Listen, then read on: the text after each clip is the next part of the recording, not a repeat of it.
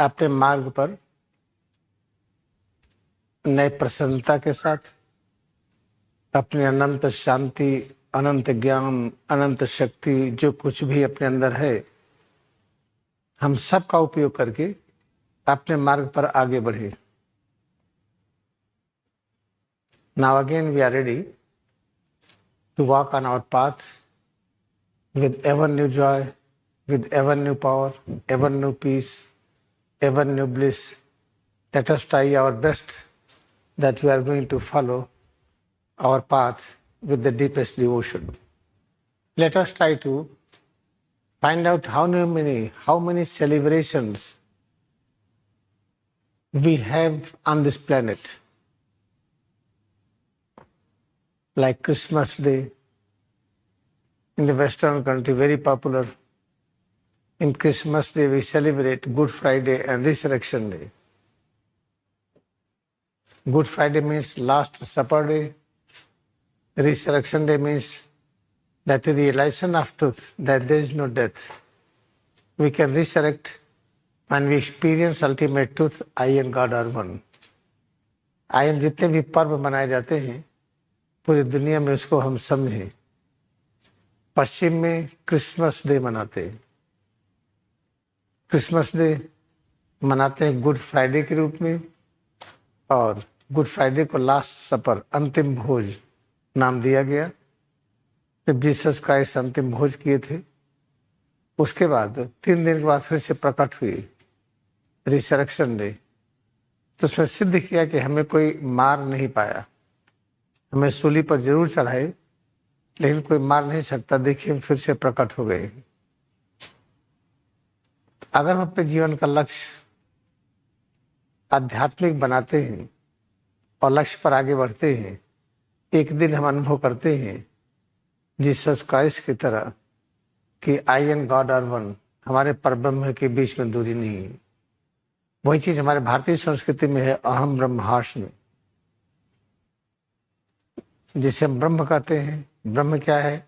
निर्माण का ज्ञान। निर्माण का ज्ञान है तो सुरक्षा का भी ज्ञान होगा, विष्णु का ज्ञान।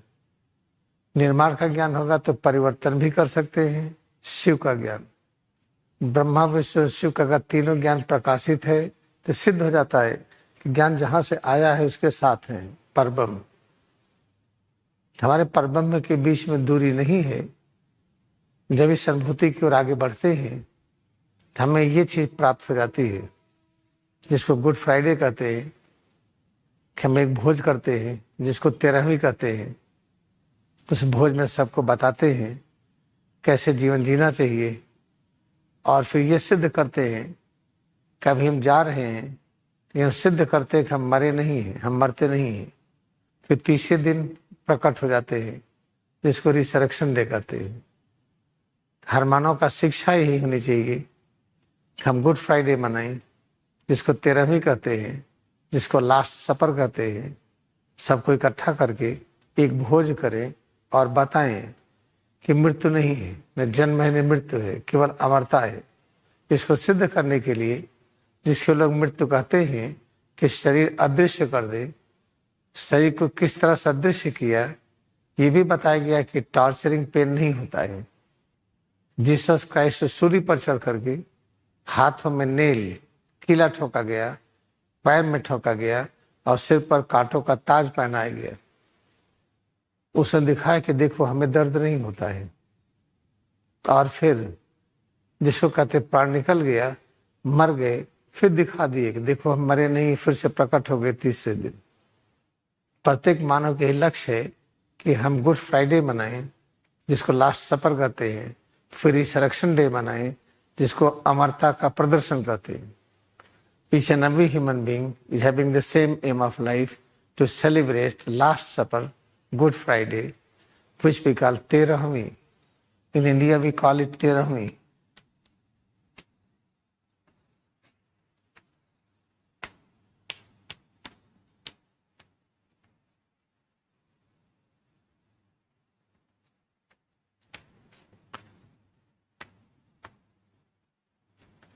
Kerami is associated with 13th.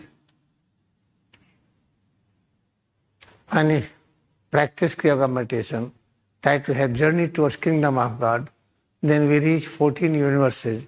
13th is called Tapoloka, in which we realize now we are fully capable how to depart willingly. Therefore, this celebration, demonstration of 13th day of preparation, now we are ready to depart, to leave this physical universe. We are going to enter into astral world. That is called Terahami. That is called Last Supper. That is called Good Friday. After that, when we demonstrate, we resurrected, you see there is no death. That is called last knowledge, immortality. Therefore, demonstration of immortality should be the aim of human life. When you have this aim of life, have this education, fight will disappear. Nobody will have fear with each other. We will celebrate universal brotherhood, universal friendship. In that we do not need any passport, visa, immigration. We don't need it. We do not need any police or army, because if there is no fight. If you make this system as education system, how to learn Last Supper, how to just understand what is Good Friday, how to practice in daily life, how to go inside and reach to the 30th sphere, 30th universe, that is Tapoloka. After demonstrate there is no death, resurrection. If you keep this system in education, automatically you will realize all problems will disappear. Then we do not need any person to just put us in the jail. We are doing crime, then we are put in the jail. We do not need this. Then police become unnecessary. We do not need army, because all nations, they will love each other. And we will not need any immigration, any passport, any visa. That is journey. Because of the birth of Kriya Yoga, through Lahiri Mahasaya, we started this journey. One day we will realize these things will be unnecessary. Making passport, having immigration, having the custom checking, going from this country to that country, we have to prove that we are a good person. These things will not be there. क्रिया योग का अवतरण हुआ लहरी महाशय के through. हम सब उसी दिशा में जा रहे हैं कि भविष्य में कोई पासपोर्ट की आवश्यकता नहीं, वीजा की कोई आवश्यकता नहीं, इमिग्रेशन की कोई ज़रूरत नहीं, कोई भी आदमी किसी भी देश में जाए कोई दिक्कत नहीं। सभी राष्ट्र एक दूसरे को प्रेम करेंगे, एक दूसरे की सुरक्षा करेंगे।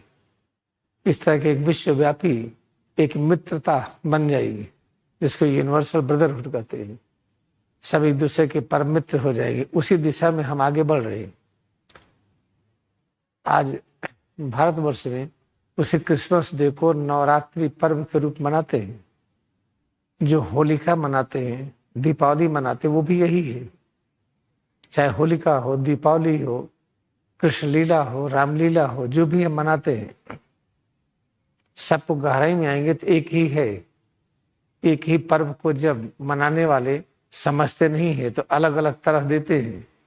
इसे गलतफहमियां होती है। क्रिसमस डे अलग है, होलिका अलग है और दीपावली अलग है। ये सब तरह तरह के हम लोग एक अलग अलग जो मनाते हैं, ये सब चीज सही नहीं है। एक ही पर्व है। तो इसको कैसे समझें? जैसे आज नवरात्रि भारत में शुरू हो रहा है। 9 दिन का एक पूजा करते हैं। 9 दिन का पूजा क्या है? वही है जो आप होलिका में सुने हैं। यहाँ पर जो रामनवमी क्या कहते हैं, कृष्ण जन्माष्टमी क्या कहते हैं, और रामलीला, कृष्ण लीला, ये सब क्या है, होलिका दहन क्या है, नरसिम्हा अवतार क्या है, ये सब जो तरह तरह चीजें सुनते हैं, एक ही चीज है सब। लेकिन व्याख्या करने वाले ऐसा व्याख्या कर देते हैं, लगता सब अलग अलग है, कंफ्यूजन होता है। जैसे हम पानी पीते हैं, कोई इसको पानी कहता है, कोई इसी को वाटर कहता है, कोई कहता नहीं भाई हम तो H2O पीते हैं, कोई कहता हम जल पीते हैं। ये सब एक ही है, लेकिन अलग अलग ये पोशाक हो गया है। पानी देखिए एक कैसी पेंटिंग है, अलग, वाटर की पेंटिंग अलग, H2O अलग, जल अलग। देखने में सब अलग अलग लगता है, लेकिन है एक ही। वैसे Christmas day celebration, Holika, Deepawali, Krishna Leela, Ramlila जो कुछ हम मनाते हैं, या अभी नवरात्र पर्व जो मनाने जा रहे हैं, सब एक ही, अलग अलग नहीं है। जब सिद्ध हो जाएगा सब एक ही पर्व है, इसका मतलब क्या है कि हम यूनिवर्सल ब्रदरहुड, यूनिवर्सल फ्रेंडशिपहुड, एक सार्वभौमिक मैत्री स्थापित हो गई। Moment we start realizing this, that all festivals what we celebrate, they have only one meaning, one idea, one thought, one concept, then we will realize now problem is reduced. We have no problem. Therefore, how to understand this? When you listen this in YouTube or publish a book and read again and again, it is not going to help. Only practicing Kriya meditation will give this realization that all religious festival what we celebrate on this planet is having celebration of only one principle, how to practice Good Friday. That is called Terahami, that is called Last Supper, and how to demonstrate resurrection, immortality. जब हम क्रिया योग ध्यान करेंगे तभी चीजें समझ में आएंगी। जो हम बता रहे हैं इसका यूट्यूब बना दीजिए, किताब लिख दीजिए, उसको सुनने से, पढ़ने से बहुत ही आंशिक समझ में आएगा, ज्यादा नहीं। जब क्रिया योग ध्यान करेंगे तब पता चलेगा कि जितने पर्व मनाए जाते हैं, जैसे क्रिसमस डे मनाते हैं, होलिका पर्व मनाते हैं, और अनेक पर्व जैसे रामलीला, कृष्ण लीला, ये सब मनाते हैं, अनेक जन्माष्टमियां मनाते हैं, जैसे आज नवरात्र व्रत शुरू होने जा रहा है, ये जो मनाते हैं, जैसे माँ दुर्गा की जो पूजा करते हैं, हनुमान जी की पूजा, गणेश की पूजा, इस तरह तरह की जो पूजा की चीजें हैं, सब एक ही है, दो नहीं है। जिस दिन समझ में आ गया उस दिन शांति की स्थापना हो जाएगी। नहीं तभी इसी में लड़ाई होती है, हम गणेश भगवान को माने हनुमान जी, कि काली दुर्गा को माने, दुर्गा का गोरा रूप माने कि काली रूप माने, क्या माने? अभी इसी में फंसे हुए हम लोग। इससे सार्वभौमिक एकता स्थापित करने के लिए क्रिया योग का प्रादुर्भाव हुआ।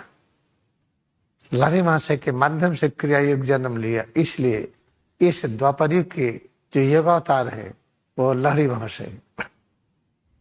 इनके ज्ञान को जिसने लिपिबद्ध किया समिक्तेश्वर गिरी, तो ज्ञानाता समिक्तेश्वर गिरी, इस ज्ञान को जो पूरे विश्व में सर्वाधिक प्रचारित किया बुद्धा की तरह, कृष्ण भगवान की तरह, वो है Paramhans Yogananda.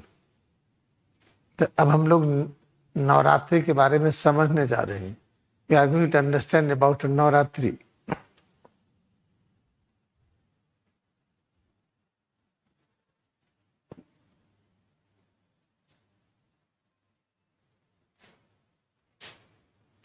When you have food, when you can synthesize your wisdom,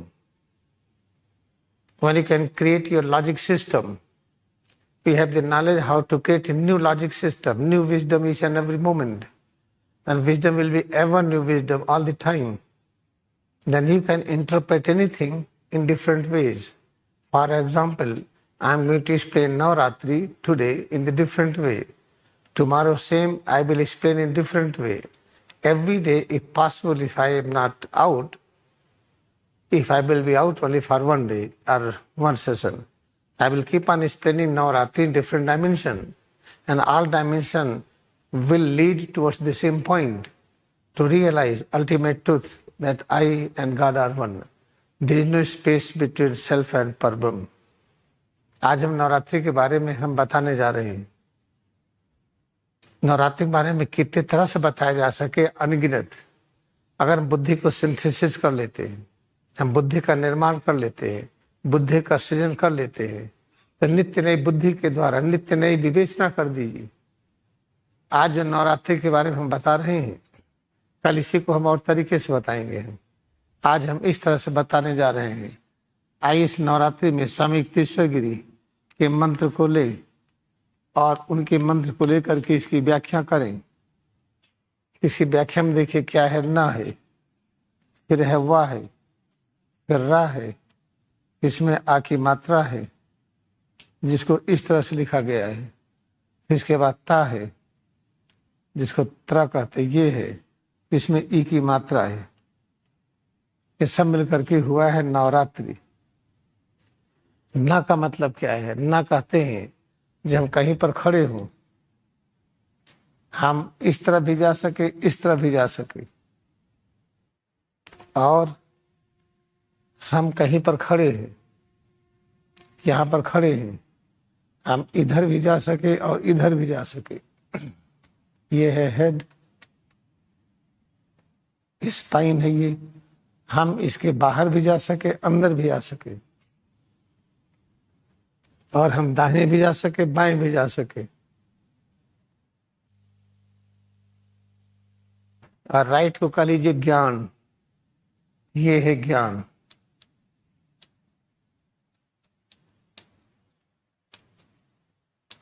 और लेफ्ट को कह लीजिए अज्ञान। तो समझाने का तरीका है, लेकिन ये पूर्ण तरीका नहीं है, सीमित है ये। इसको कहते हैं इग्नोरेंस।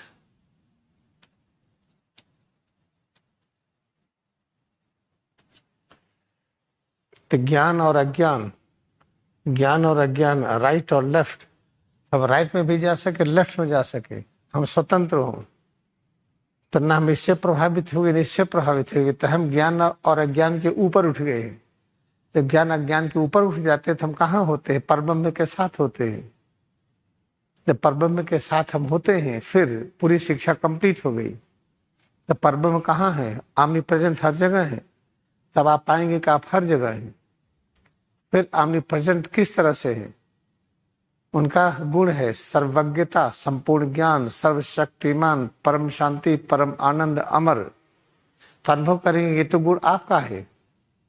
अगर ये गुण पता चल गया कि हमारा हो गया, यही गुण है, तब सिद्ध हो गया कि हमारे परब्रह्म के बीच में दूरी नहीं है।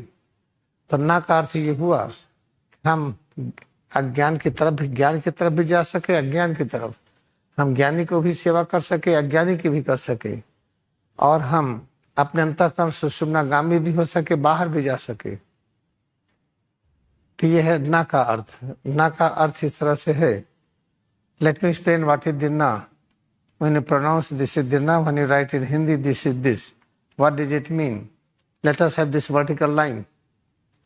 This it says right, right means correct. This is called the left, left means incorrect. This is called jnana, real truth. This is called ignorance, illusion. Somebody is having knowledge, somebody is ignorant. If you have got the power how to serve both wise person and ignorant person, then we are practicing na.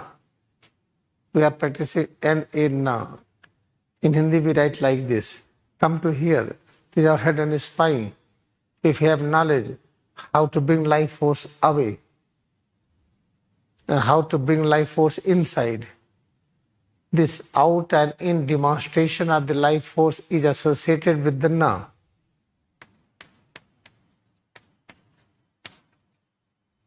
This is the na. Moment you know this, and what you will know next, va.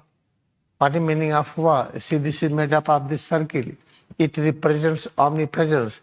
Each and every point is the beginning and this is the end. And beginning and both become the one. That represents omnipresence. Moment you live this life, you have power how to serve ignorant and how to serve wise, both. Then you will experience your existence that you are omnipresence. After that, you will understand further what is the meaning of omnipresence. This is the infinite. This vertical line represents infinite. What about this horizontal line? This is also infinite. Therefore, this represents our nature. Now we feel we are one with the omnipresence. That is called va. Na va. This is what is the meaning. आइए वा के बारे में समझें। वा में जो circle है, ये सर्किल, ये पेंटिंग है जो रिप्रेजेंट करती सर्वव्यापकता को। इसका यही बिंदु आदि है, तो ये घुमाते जाए यही अंत है। इसका हर बिंदु आदि और अंत है। जब आदि और अंत मिलके एक हो जाता है तो इसको सर्वव्यापकता कहते हैं। और जब हमने अभ्यास कर लिया ना का कि ज्ञानी अज्ञानी दोनों की सेवा करनी, जब ज्ञानी अज्ञानी की दोनों सेवा करने में हम सक्षम हैं और करने के लिए तैयार हैं और करते हैं, तब में स्थिति प्राप्त होती है ये omnipresence सर्वव्यापकता की। और सर्वव्यापकता की स्थिति जब प्राप्त होती है तब क्या अनुभव होता है कि हम अनंत हैं। ये सर्किल ही अनंत को व्यक्त करती है, ये भी अनंत को। तो वाक्य रिप्रेजेंट करता है जब हम ना का अभ्यास कर लिए तो हम सर्वव्यापकता में आ गए, फिर जीवन का लक्ष्य पूरा हो गया, हम और प्रभु एक हो गए। जब रात्रि हो, जिसको रात्रि को हम शॉर्ट बताते हैं, शाम को विस्तार में बताएंगे। रात्रि का मतलब है इग्नोरेंस, डार्कनेस।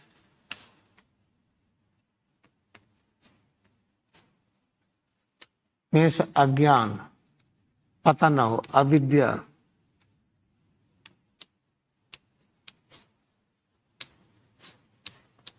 अविद्या अज्ञान है, डार्कनेस। जब हमें अज्ञान और अज्ञानता और डार्कनेस हो, पता नहीं कि अतीत कहाँ थे, हमें 1000 वर्ष पहले, भविष्य कहाँ होंगे, हम कौन है, कहाँ से हैं, कुछ पता ही नहीं, तो अज्ञानता है।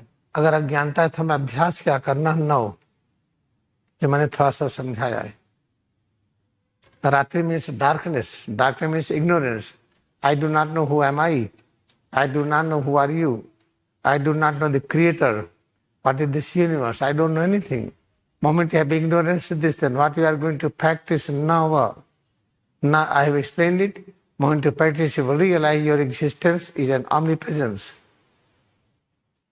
This, and what does it mean? Simple thing is this.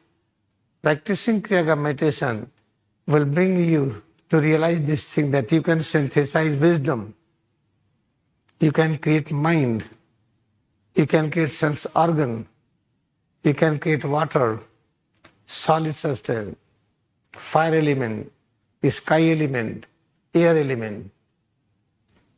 You can create everything. When you realize you can create everything, then we have this condition. You are able to practice oneness with the wise people, oneness with the ignorant. You are able to serve both, wise and ignorant. Then you realize that you are one with the omnipresence, this circle. It means infinite. It means infinite. Then you realize infinite alone exists, nothing else. जब क्रिया योग ध्यान करके हम बुद्धि का निर्माण करना सीख लेते हैं, मन और बुद्धि का निर्माण, इंद्रियों का निर्माण, पंच तत्वों का निर्माण, पृथ्वी तत्व, जल तत्व, अग्नि तत्व, वायु तत्व, आसमान तत्व, जब इन सबका निर्माण कर लेते हैं, वही जीवन का लक्ष्य है। तब पता चलता है हम सर्वव्यापी हैं। फिर पता चलता है केवल अनंत का अस्तित्व है। फिर पता चलता है हमारे परम के बीच में दूरी नहीं है। यह एक छोटी सी इंटरप्रिटेशन नवरात्रि का, शाम को इसी को अलग तरीके से बताएंगे। This is the simple little interpretation about Navratri evening session. I will give detail of it. Every day I will try to give you the new dimensional explanation. हम प्रतिदिन सोचेंगे कि आपको नए तरीके से इसको बताएं। This is for now, इस समय के लिए। इससे ज्यादा बताएंगे तो कोई फायदा नहीं, बस इतने पर। बाकी आइए अभ्यास करते हैं। आपको हम 10 मिनट का अभ्यास देते हैं। I am going to give you 10 minutes practice.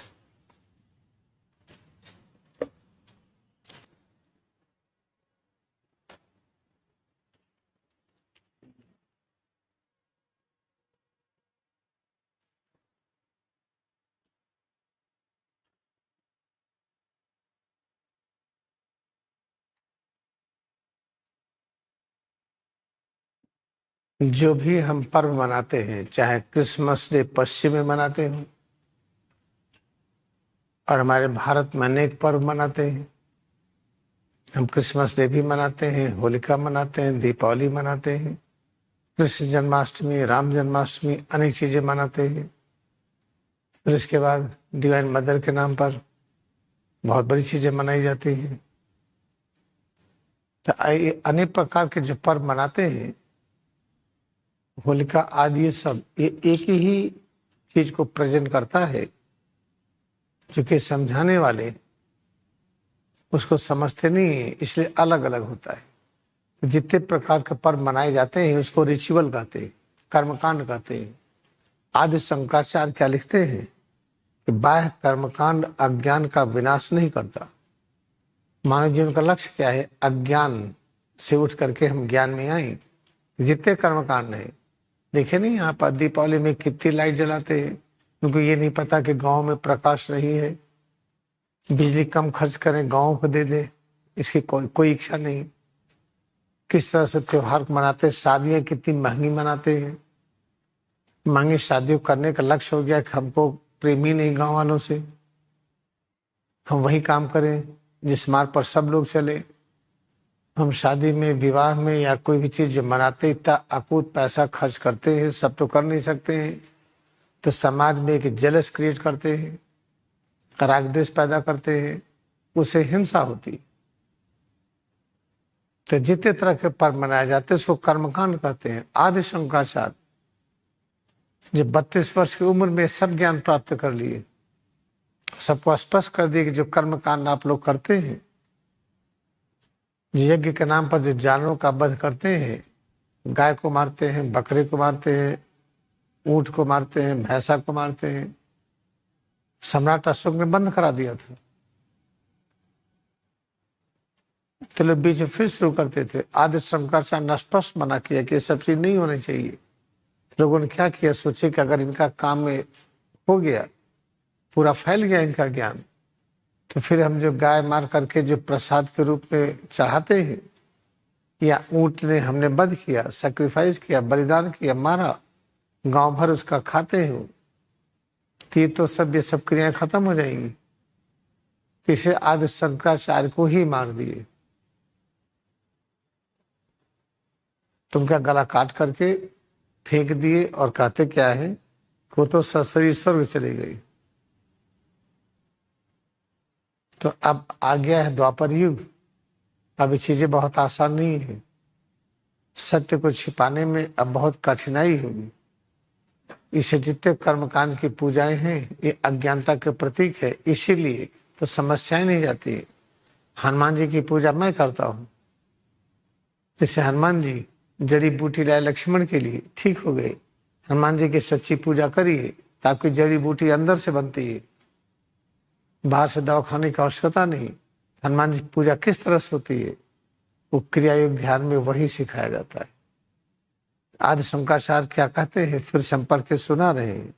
बाह्य कर्मकांड अज्ञान का विनाश नहीं कर सकता है, क्योंकि ये दोनों परस्पर विरोधी नहीं है। आदि शंकराचार्य ने अपने सुप्रसिद्ध आत्मबोध में लिखा है कि ध्यान के द्वारा जो अनुभूति जन ज्ञान है, तो इसी से हमारे कष्ट दूर होते हैं। आदि शंकराचार्य लिखते हैं। तभी तक देखिए भारतवर्ष में हम इससे मुक्त नहीं हो पाए। इससे मुक्त नहीं हो पाए, इसलिए दिक्कतें हैं। तो क्रियाओं का अवतरण हो जाने से अब इससे मुक्त होने का ज्ञान आ गया कि श्रेष्ठतम पूजा क्या है। क्रिया का अभ्यास करते जाइए, होता जाएगा। Let me explain the call the आदि Shankaracharya who wanted to re-establish Buddhism. What are the teaching of Buddha? That the killing of animals is called sin. Same thing was followed by the king Ashok. And time after time they start stopping these good things and again they start killing animals. What Adi Shankaracharya, and he told very clearly, all kind of rituals what we celebrate, like slaughtering of the animals in the name of God. In the name of God, what different kind of religious festival we celebrate, that all are called rituals. Then what Adi Shankaracharya said, outward rituals cannot destroy ignorance. Cause of the all problem is ignorance. You cannot destroy ignorance by putting Hanumanji photo in the pocket, or Ganesh, or Jesus, or cross. If it is true, we should demonstrate it. We can't demonstrate it. You have to try to understand this very clearly. Outward ritual cannot destroy ignorance because they are not mutually contradictory. Means ritual practice is called practicing ignorance.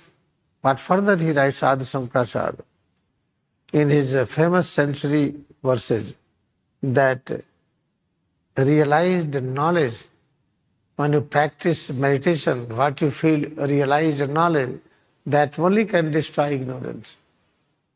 Ignorance is called Ratri, darkness. But you see, all over the India, everywhere rituals are there.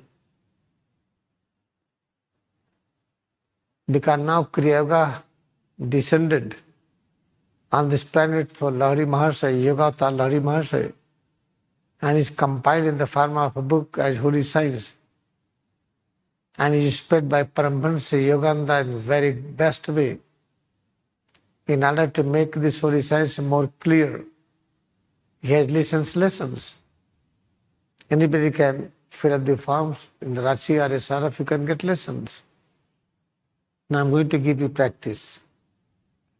आइए हम लोग अभ्यास करते हैं।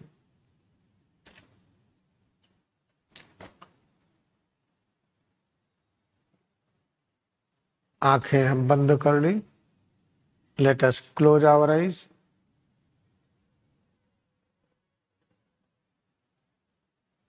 आंखों को बंद करने के बाद अनुभव करें सिर से पैर की अंगुली तक सब में एकाग्रता बढ़े।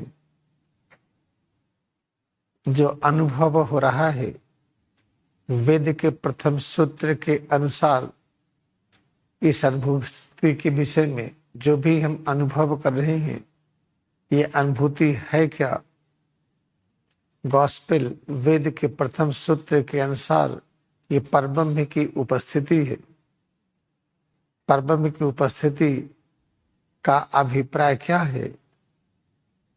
सर्वज्ञ तत्व, सर्वशक्तिमान तत्व, परम शांति, परम आनंद, अमर तत्व की अनुभूति यही है।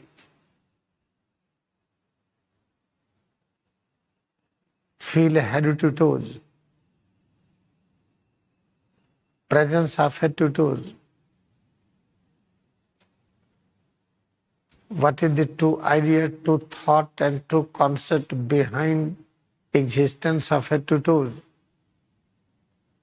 When we accept the first sutra of Vedas, Parbrahm alone exists. Presence of head to toe, changes within head to toes we feel is presence of Parbrahm.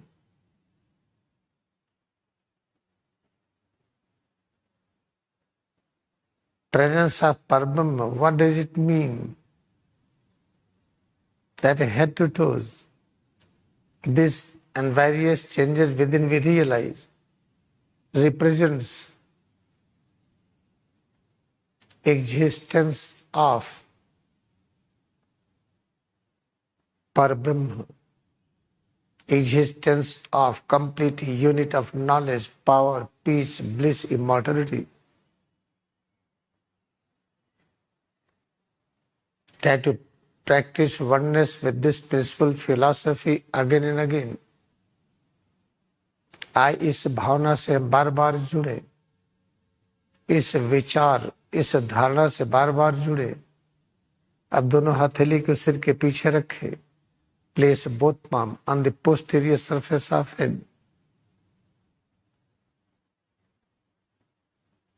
आंख बंद रखते ही भ्रूमध्य कहाँ है याद करें। और माथे के सामने जो अनुभव हो रहा है इसमें एकाग्रता बढ़े। Place concentration of mind on bhrumadhya, on point on forehead, between eyebrows, in front of forehead, what various changes we observe.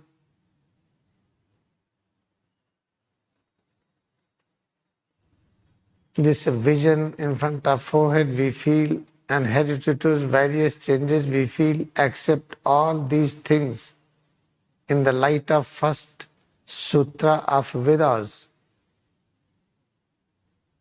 Parbrahm is all in all. Then all things, all various changes within head to toes, and this existence head to toes we realize is presence of Parbrahm. What does it mean? It is presence of complete unit of knowledge, power, peace, bliss, immortality. Again raise arms up, फिर हाथों को ऊपर उठाए। Clench fist, open palm alternately. मुट्ठी बंद करें और खोले। Try to move arms up and down. हाथ को हम ऊपर नीचे करें।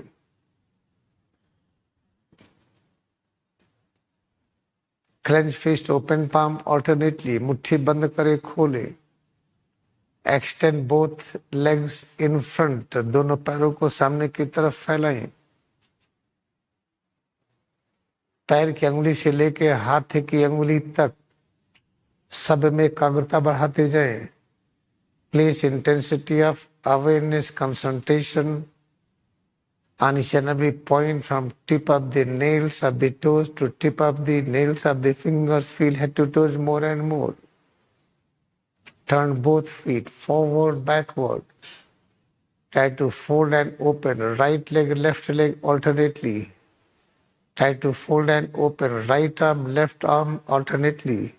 Feel head to toes more and more.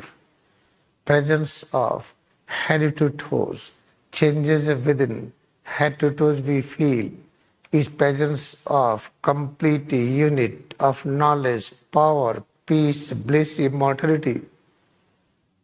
फिर दोनों हाथ की मदद से हम दाहिना पैर बायां पैर धीरे धीरे मोड़ें और फैलाएं. Now with the help of both arms, try to hold right leg, left leg, hold it, touch it, press it, feel it, and fold and open alternately. जो भी हम अनुभव कर रहे हैं, ये प्रत्येक अनुभूति निराकार परब्रह्म की अलौकिक उपस्थिति है. और ये है जो अनुभव कर रहे हैं, इसमें एकाग्रता बढ़ाते जाएं, अनुभव करते जाएं.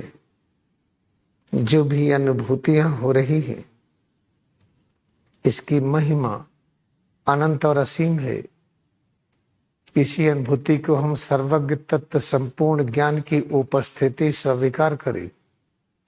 यही सर्वशक्तिमान तत्व की उपस्थिति भी है. यही परम शांति है, यही परम आनंद है, यही अमरता की अनुभूति है. और यह कितनी है, ये अनंत और असीम है, इसकी कोई सीमा नहीं. What is the amount of the power, knowledge, peace and bliss we feel? It is infinite, there is no end.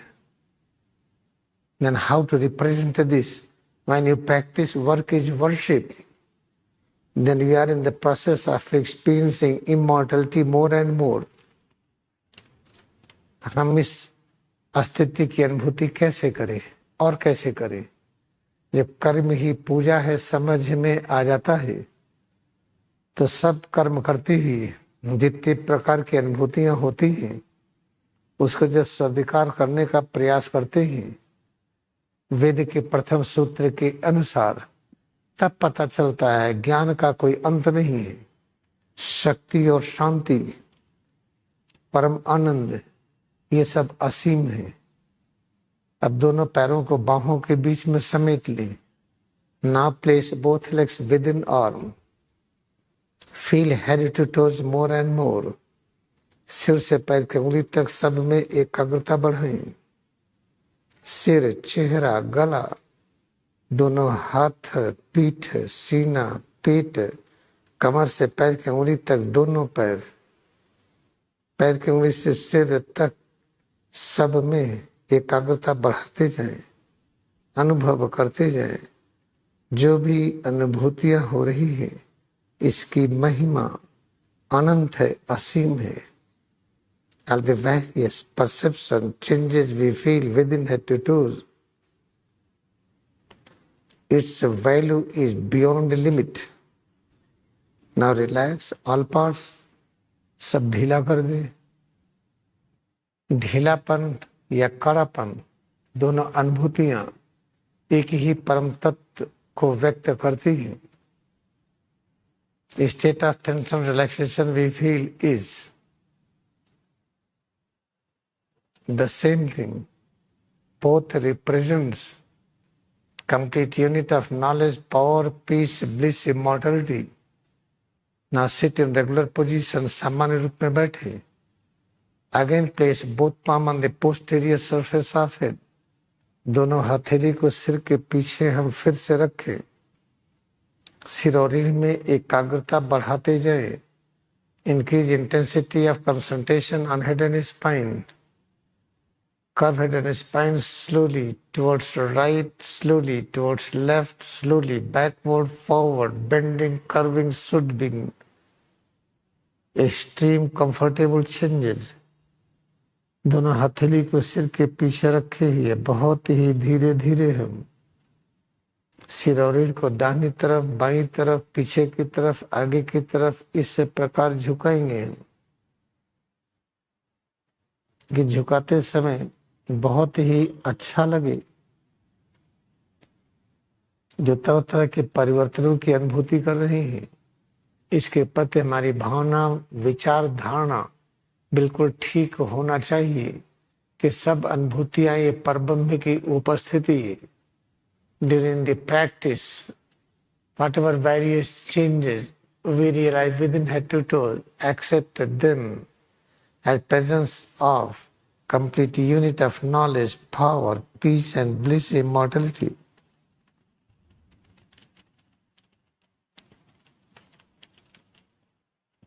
Feel head to toes more and more. सिर से पैर की उंगली तक और एकाग्रता बढ़ाते जाए। फिर हाथों को ऊपर उठाए, रेज आर्म्स अप, मुट्ठी बंद करें, खोले, clench fist, open palm alternately, हाथों को ऊपर नीचे करें, move arms up and down. अब सब ढीला कर दे, रिलैक्स ऑल पार्ट्स।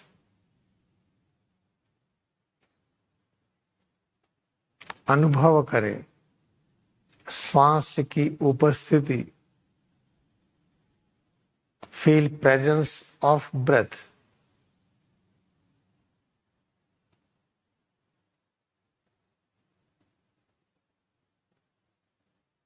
श्वास अनुभव करते हुए दोनों हाथ के अंगूठों से हम कान बंद कर लें। दोनों हाथ के अंगूठों से कान बंद कर लें। कान बंद करने के बाद हाथ की अंगुलियों को हम आंखों पर रखें। सिर से पैर की अंगुली तक स्वरूप में एकाग्रता बढ़ाते जाएं। Increase intensity of awareness, concentration on head to toes. Feel a head to toes more and more.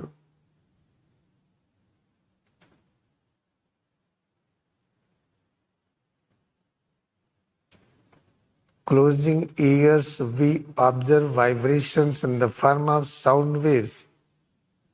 Each and every sound wave, each and every breath, each and every part of head to toes, each and every change within we feel, all represents a unique manifestation, existence of Parbrahma. प्रत्येक श्वास की अनुभूति, आंख बंद करके माथे के सामने जो देख रहे हैं, ये प्रत्येक ये रंग बिरंगे ये चित्र, कान बंद करके जो सुनते हैं प्रत्येक ध्वनि तरंग, सिर से पैर की उंगली तक प्रत्येक अंग, इसमें होने वाले अनगिनत परिवर्तन, ये सब कुछ ये परब्रह्म की उपस्थिति को व्यक्त करते हैं।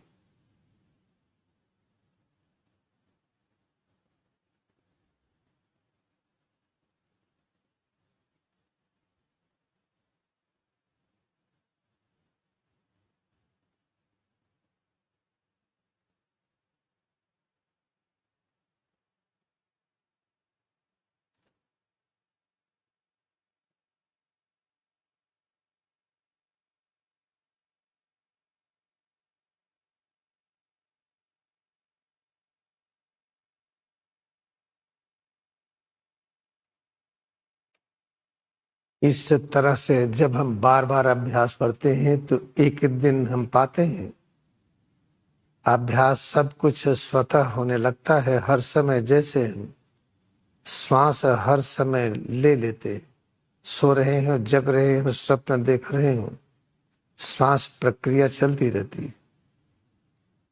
When we practice this again and again, one day we realize this practice becomes automatic process, like breathing process. That is the important stage we have to experience. इस अवस्था का अनुभूति करना है कि कैसे क्रियायोग ध्यान स्वतः हमेशा होने लगे। फिर हाथों को ऊपर उठाए, रेज आर्म्स अप, मुट्ठी बंद करें, खोलें, क्लेंच फिस्ट, ओपन पाम, हाथों को ऊपर नीचे करें, move arms up and down, हाथों को मोड़ें और फैलाएं, फोल्ड आर्म्स, ओपन आर्म्स।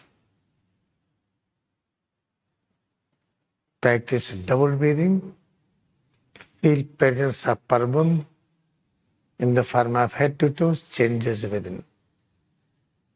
2 बार में श्वास प्रश्वास के साथ हम परब्रह्म की पुनः निकटतम अनुभूति करें।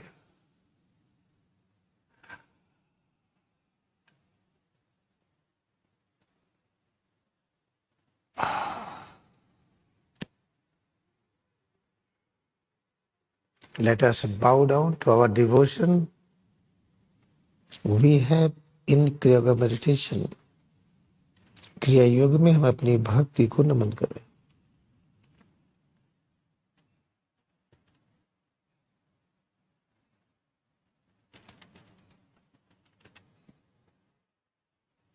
अब बैठेंगे, नाउ वी विल सिट, आंखें खोलें, ओपन आईज।